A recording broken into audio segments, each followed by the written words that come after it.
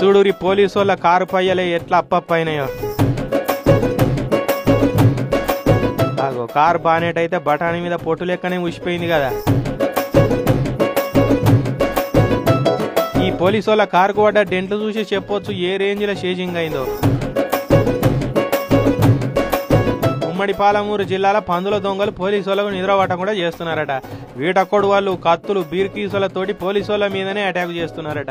ఇగో ఈ కారుకు పడ్డ డెంట్లు ఆ పందుల దొంగలు పెట్టినాయి. నాగర్ కర్నూలు జిల్లా కొల్లాపూర్ టౌన్ లో ట్రక్ వేసుకుని వచ్చి 40 పందులను ఎత్తుకపోయారట. మీరే వాటిని కాపాడాలి సారు అని ఒక ఆయన పోలీసులు ఫిర్యాదు అయిందట. ఎంబడే పోలీసులు కారు వేసుకుని దొంగలు వెనక చేజ్ చేసుకుంటూ వేయరు. ఇక ఆడ తప్పించుకొని పోతే వనపర్తి జిల్లా ఆత్మకూరు అమరసింత దిక్కు వస్తున్నారని అక్కడి పోలీసులకు మతలావిస్తే అమరసింత పోలీసులు రోడ్డుకు అడ్డంగా ఈ పోలీస్ బండి ఉంచారట. అయినా తప్పించుకొని ఉరికిర్రు.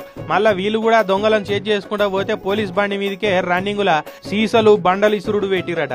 ఇట్లా ఆవుతలేరని ఓ పందిని కూడా పోలీసుల కారు మీద కిసురితే పోలీస్ డ్రైవర్ రప్పున తప్పించిండు కాబట్టి సరిపోయింది. లేదంటే వాళ్ళని పట్టుకునే తందుకు పోతే వీళ్ళ ప్రాణాల మీదకి వస్తుండేది. అయినా కూడా మళ్ళా చేజ్ చేసుకుంటూనే పోయిరట. ఇక ఈసారి రోడ్డు కడ్డంగా వాళ్ళ బండి పెట్టుకొని ఉన్నారట. పోలీసుల బండి వాళ్ళ దగ్గరికి పోగానే రివర్స్ లో స్పీడ్ వచ్చి గుద్ది పరారై ఉరికిరట.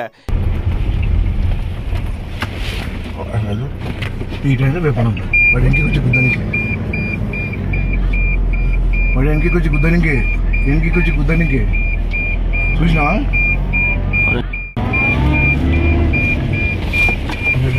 ఇక అట్లా గుద్దిపోయినందుకే అమరసింత పోలీసుల కారు ఇట్లా అప్పయింది.